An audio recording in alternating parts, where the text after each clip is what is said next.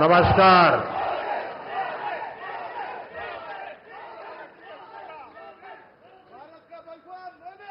बेंगलुरु नगರದ ಆತ್ಮೀಯ ನಾಗರಿಕ ಬಂಧು ಭಗಿನಿಯರೇ, ನಿಮಗೆಲ್ಲ ನನ್ನ ನಮಸ್ಕಾರಗಳು।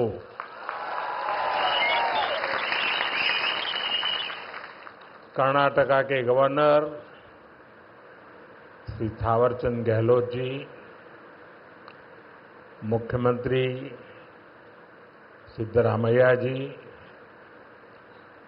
केंद्र में मेरे सहयोगी मनोहर लाल खट्टर जी, एचडी कुमारस्वामी जी, अश्विनी वैष्णव जी, वी सोमन्ना जी, सुश्री शोभा जी, उप मुख्यमंत्री डीके शिवकुमार जी, कर्नाटक सरकार में मंत्री वी सुरेश जी, नेता विपक्ष आर अशोक जी, सांसद तेजस्वी सूर्या जी, डॉक्टर मंजुनाथ जी,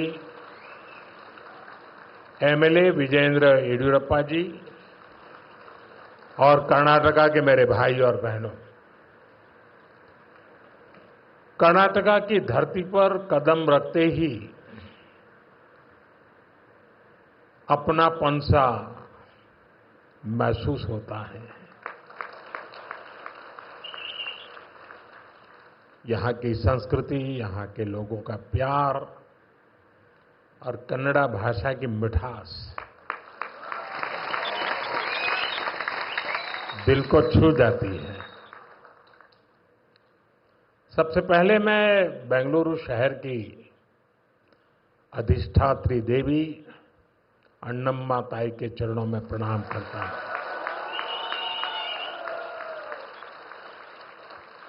सदियों पहले नाड़ प्रभु केम्पेगौड़ा जी ने बेंगलुरु शहर की नींव रखी थी।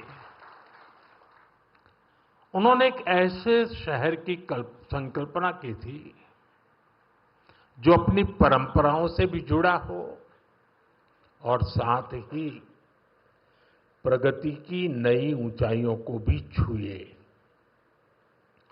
बेंगलुरु ने अपनी उस स्पिरिट को हमेशा जिया, हमेशा उसे सहज कर रखा और आज बेंगलुरु उस सपने को साकार कर रहा है। साथियों, बेंगलुरु को हम एक ऐसे शहर के रूप में उभरता देख रहे हैं जो न्यू इंडिया के राइज का सिंबल बन चुका है। एक ऐसा शहर जिसकी आत्मा में तत्वज्ञान है और जिसके एक्शन में टेक ज्ञान है। एक ऐसा शहर जिसने ग्लोबल आईटी मैप पर भारत का परचम लहराया है। बेंगलुरु की इस सक्सेस स्टोरी के पीछे अगर कोई है तो वो यहां के लोगों की, आप सबकी मेहनत और आप सबकी टैलेंट है।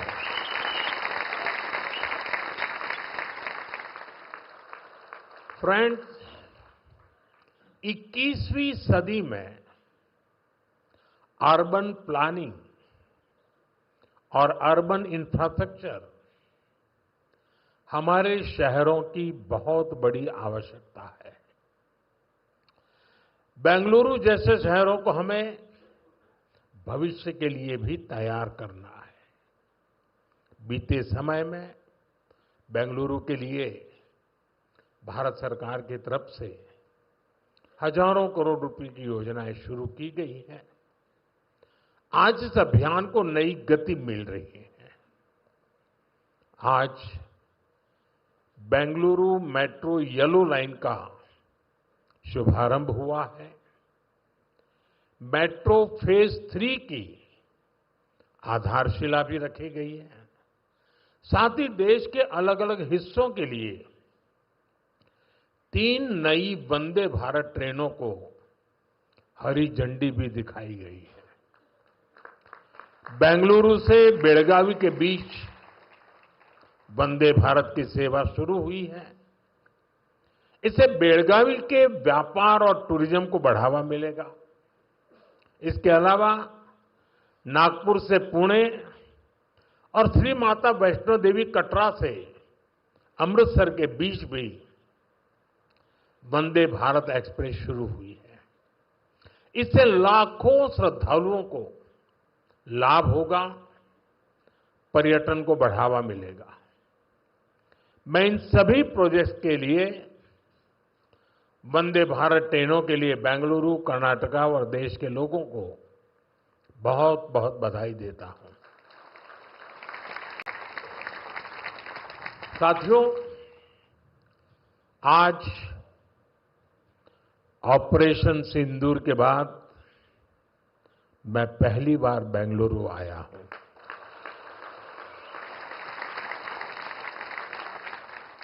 ऑपरेशन सिंदूर में भारतीय सेनाओं की सफलता सीमा पार कई किलोमीटर भीतर आतंकवादी ठिकानों को नेस्त नाबूद करने की ताकत और आतंकवादियों के बचाव में उतरे पाकिस्तान को कुछ ही घंटों में घुटनों पर लाने की हमारी क्षमता पूरी दुनिया ने नए भारत के इस स्वरूप के दर्शन किए हैं।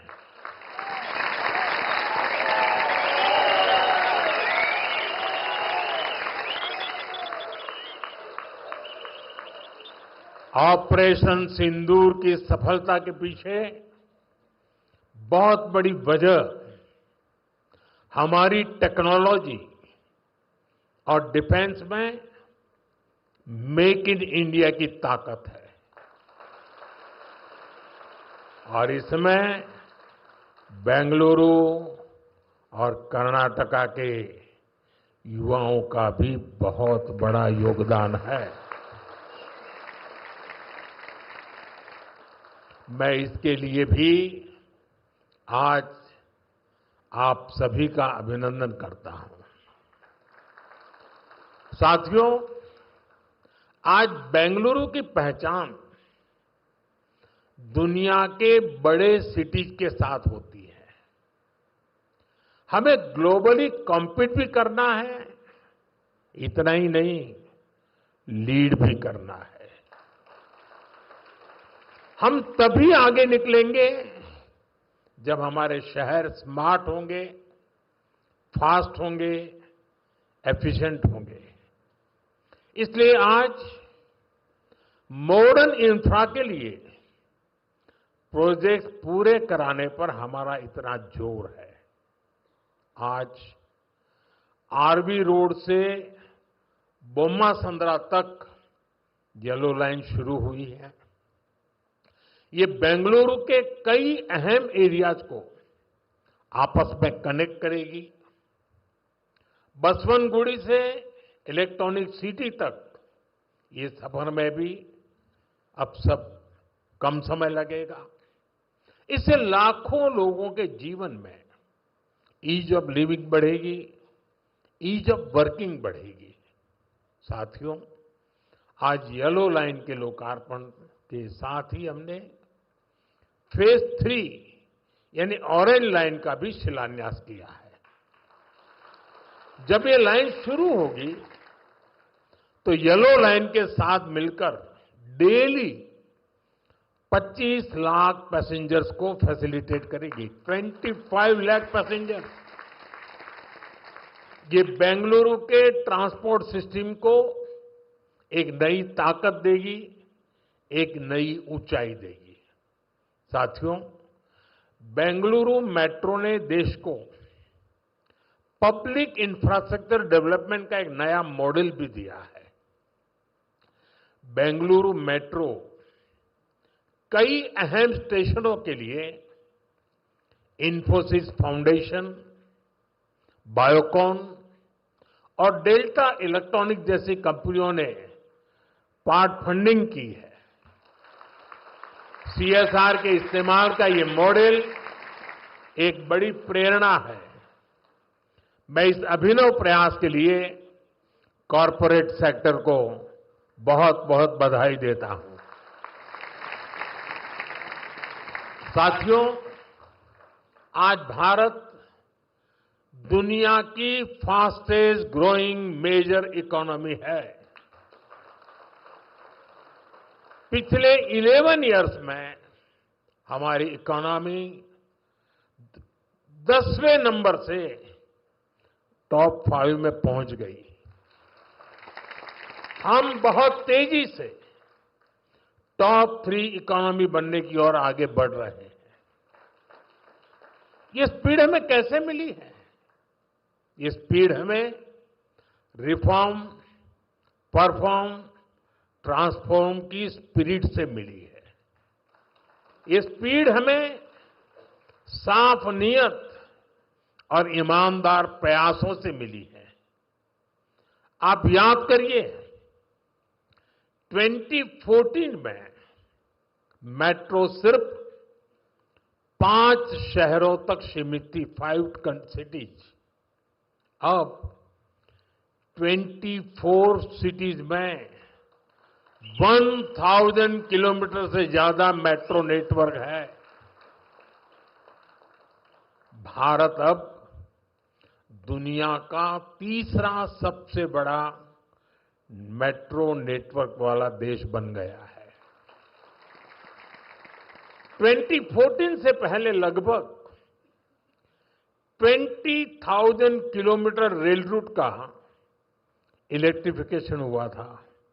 यानी देश आजाद होने से 2014 तक हमने पिछले 11 इयर्स में ही 40,000 किलोमीटर से अधिक रेल रूट पर इलेक्ट्रिफिकेशन किया है।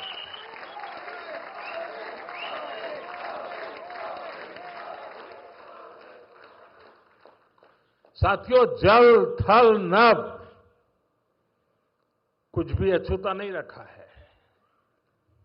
फ्रेंड, जमीन ही नहीं, देश की उपलब्धियों का परचम आसमान में भी लहरा रहा है। 2014 तक भारत में सिर्फ 74 एयरपोर्ट थे। अब इनकी संख्या बढ़कर 160 से ज्यादा हो गई है।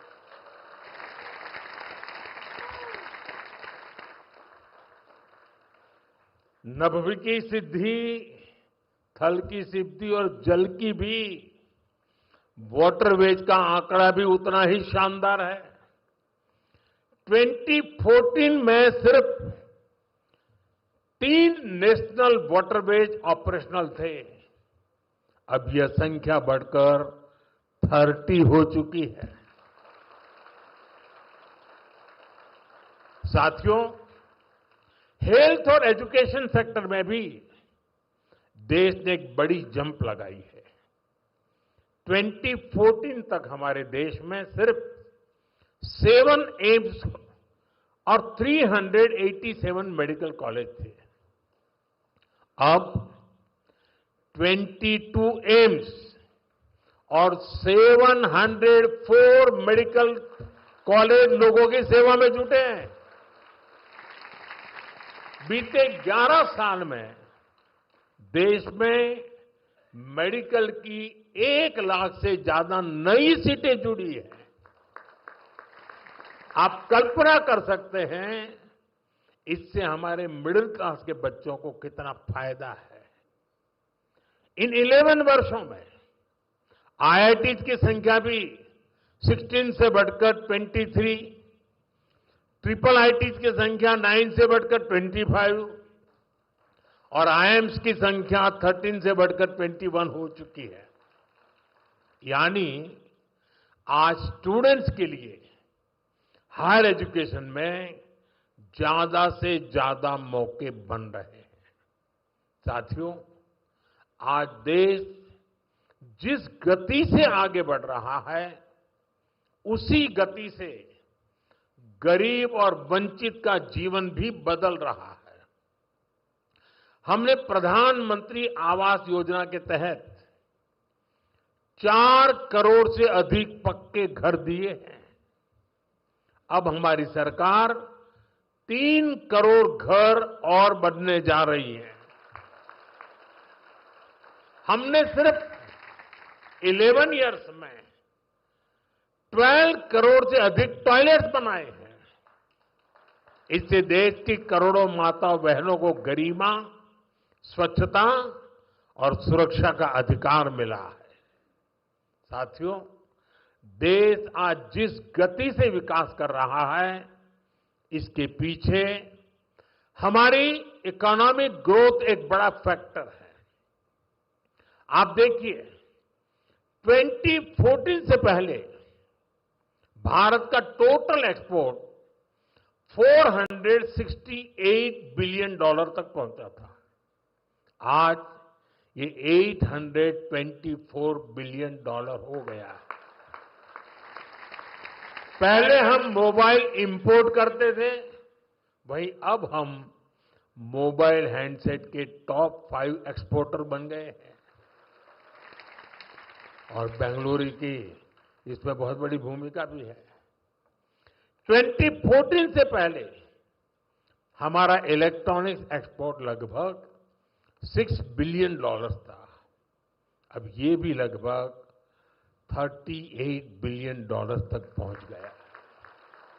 साथियों, 11 इयर्स पहले तक भारत का ऑटोमोबाइल एक्सपोर्ट लगभग $16 बिलियन था। आज ये 2 गुने से अधिक हो चुका है, डबल हो चुका है। और भारत ऑटोमोबाइल का 4था सबसे बड़ा एक्सपोर्टर बन गया है। ये उपलब्धियां आत्मनिर्भर भारत के हमारे संकल्प को मजबूती देती है। हम मिलकर आगे बढ़ेंगे और देश को विकसित बनाएंगे। साथियों, विकसित भारत, न्यू इंडिया की ये यात्रा डिजिटल इंडिया के साथ कदम से कदम मिलाकर पूरी होगी। आज हम देख रहे हैं, इंडिया एआई मिशन जैसी योजनाओं से भारत ग्लोबल एआई लीडरशिप की दिशा में आगे बढ़ रहा है। सेमीकंडक्टर मिशन भी अब स्पीड पकड़ रहा है। भारत को जल्द ही मेड इन इंडिया चिप मिलने जा रही है। आज Bharat low cost, high tech space mission का ग्लोबल उदाहरण बन गया है। यानी फ्यूचरिस्टिक टेक्नोलॉजी से जुड़ी जो भी संभावनाएं हैं, भारत उन सब में आगे बढ़ रहा है। और भारत के इस एडवांसमेंट की सबसे खास बात है एम्पावरमेंट ऑफ पुअर। आप देखिए, आज देश में डिजिटाइजेशन का दायरा गांव-गांव तक पहुंच चुका है। यूपीआई के जरिए दुनिया का 50% से ज्यादा रियल टाइम ट्रांजैक्शन भारत में हो रहा है। दुनिया का 50%। टेक्नोलॉजी की मदद से हम सरकार और नागरिकों के बीच की दूरी कम कर रहे हैं। आज देश में 2200 से ज्यादा सरकारी सेवाएं मोबाइल पर उपलब्ध है। उमंग ऐप से आम नागरिक घर बैठे सरकारी काम निपटा रहा है। डिजी लॉकर से सरकारी प्रमाण पत्रों का झंझट खत्म हुआ है। अब हम एआई पावर्ड थ्रेट डिटेक्शन जैसी टेक्नोलॉजीज में भी निवेश कर रहे हैं। हमारा प्रयास है कि देश में डिजिटल रिवॉल्यूशन का फायदा समाज के आखिरी व्यक्ति तक पहुंचे। और इस प्रयास में बेंगलुरु, पूरी सक्रियता से काम कर रहा है। साथियों, वर्तमान उपलब्धियों के बीच अब हमारी अगली बड़ी प्राथमिकता होनी चाहिए टेक आत्मनिर्भर भारत। इंडियन टेक कंपनियों ने पूरी दुनिया में अपनी छाप छोड़ी है। हमने पूरे वर्ल्ड के लिए सॉफ्टवेयर्स और प्रोडक्ट्स बनाए हैं। अब समय है हम भारत की जरूरतों को और ज्यादा प्रायोरिटी दें। हमें नए प्रोडक्ट्स डेवलप करने में और तेजी से आगे बढ़ना है। आज हर डोमेन में सॉफ्टवेयर और ऐप्स का इस्तेमाल हो रहा है। इसमें भारत नई ऊंचाई पर पहुंचे, ये बहुत जरूरी है। जो इमर्जिंग फील्ड्स है, हमें उनमें भी लीड लेने के लिए काम करना होगा। हमें मेक इन इंडिया में मैन्युफैक्चरिंग सेक्टर में भी बेंगलुरु और कर्नाटका की प्रेजेंस को और मजबूत करना है। और मेरा आग्रह है हमारे products zero defect, zero effect के स्टैंडर्ड पर टॉप क्वालिटी के होने चाहिए।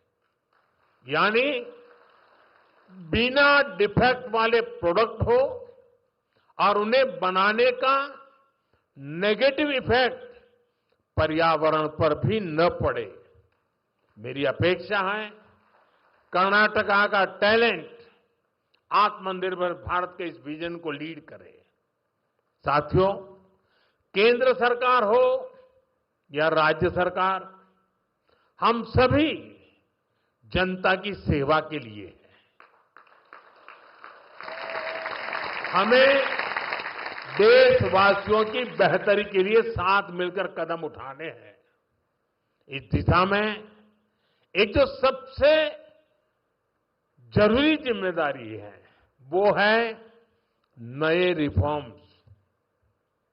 बीते एक दशक में हमने लगातार रिफॉर्म्स को आगे बढ़ाया है। उदाहरण के तौर पर भारत सरकार ने कानूनों को डीक्रिमिनलाइज करने के लिए जन विश्वास बिल पास किया है और अब इसका जन विश्वास 2.0 भी पारित करने जा रहे हैं। राज्य सरकारें भी ऐसे कानूनों की पहचान कर सकती हैं जिनमें अनावश्यक आपराधिक प्रावधान हैं, उन्हें खत्म किया जा सकता है। हम मिशन कर्मयोगी चला रहे हैं ताकि सरकारी कर्मचारियों को कॉम्पिटेंसी बेस्ड ट्रेनिंग दी जा सके। राज्य भी अपने अधिकारियों के लिए इस लर्निंग फ्रेमवर्क को अपना सकते हैं। हमने एस्पिरेशनल डिस्ट्रिक्ट प्रोग्राम और एस्पिरेशनल ब्लॉक प्रोग्राम पर बहुत जोर दिया है। राज्य भी इसी तरह अपने यहां ऐसे क्षेत्रों की पहचान कर सकते हैं जिन्हें विशेष ध्यान की आवश्यकता है।